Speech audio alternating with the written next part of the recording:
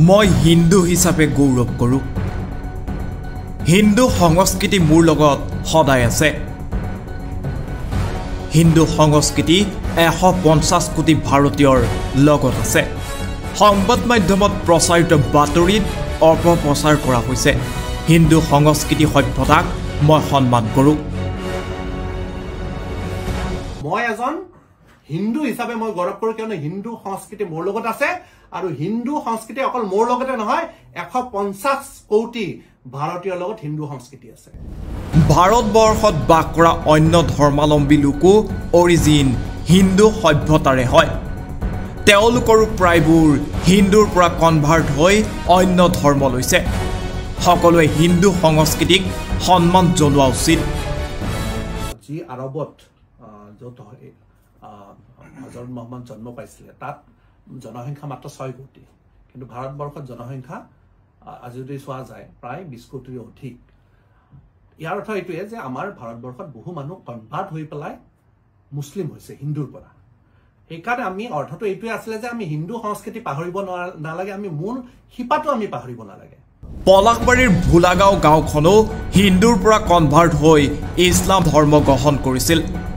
অৰুজ অনুষ্ঠানত অংশ লৈ তেওঁলোকক অৰিজিন হিন্দু সংস্কৃতিক সন্মান জনাবলৈ আহ্বান জনাইছিলোঁ, কিন্তু এই বক্তব্যখিনিকে কোনোৱে অপব্যাখ্যা কৰিলে বুলিও উল্লেখ কৰিলে বিধায়ক হেমাংগ ঠাকুৰীয়াই।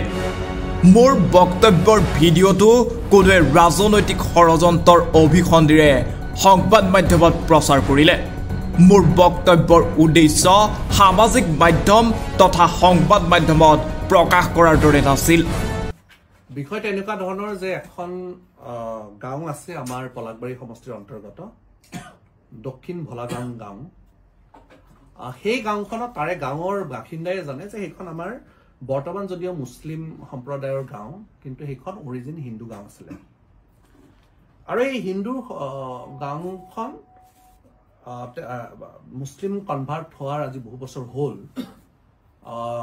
আমাৰ সেই গাঁৱৰ এটা উৰুচ এখন আছিলে, তেওঁলোকৰ এখন সভা আছিলে, তাত স্থানীয় বিধায়ক হিচাপে নিমন্ত্ৰণ কৰিছিলে। তো সেই সভাখনত মই গৈছিলোঁ। মই এই ভাষণ প্ৰসংগত এটা কথা তাত উল্লেখ হৈছিলে যে তাত হজৰত মহম্মদে, যিহেতু আমি সৰুতে পঢ়িছিলোঁ যে হজৰত মহম্মদে কিদৰে তেওঁ মানে মিঠাই খাই ভাল পাইছিল, অথচ তেওঁ কোনোবা মিঠাই খাবলৈ বাধা দিয়াৰ কাৰণে তেওঁ নিজে মিঠাই খাব বাদ দিছিলে। আৰু সেইটো কাৰণে সেই হজৰত মহম্মদৰ সেই আদৰ্শটো বহুতে ডিছকাছ কৰে। এই কথাটো ভাষণ প্ৰসংগত কৰিছিল। আৰু তাৰ লগে লগে যিহেতু সেই মানুহখিনি অৰিজিন হিন্দু আছিলে, সেই মানুহখিনি যাতে যিহেতু তেওঁলোকে হিন্দুৰ লগতে তাত আছে, তেওঁলোকৰ অৰিজিনটো মই জাষ্ট কৈছিলোঁ যে তেওঁলোক একচুৱেলি হিন্দু হয়, হিন্দুৰ পৰাই যে তেওঁলোক জন্ম পাইছিলে। আৰু সেই কথাটো তাত প্ৰকাশ কৰিছিল ভাষণ প্ৰসংগত।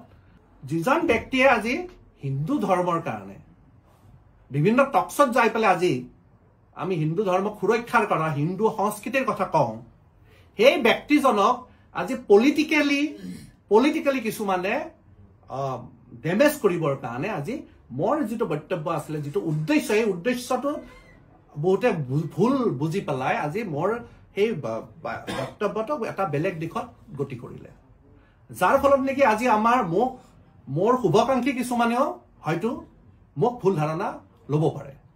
আজি আমাৰ সনাতন ধৰ্ম বহুতে হয়তো যিহেতু ভুল ব্যাখ্যা দিয়া হৈছে, হঠাৎ ইমোচনেলি হয়তো মোৰ ওপৰত ভুল এটা প্ৰতিচ্ছবি ল'ব পাৰে।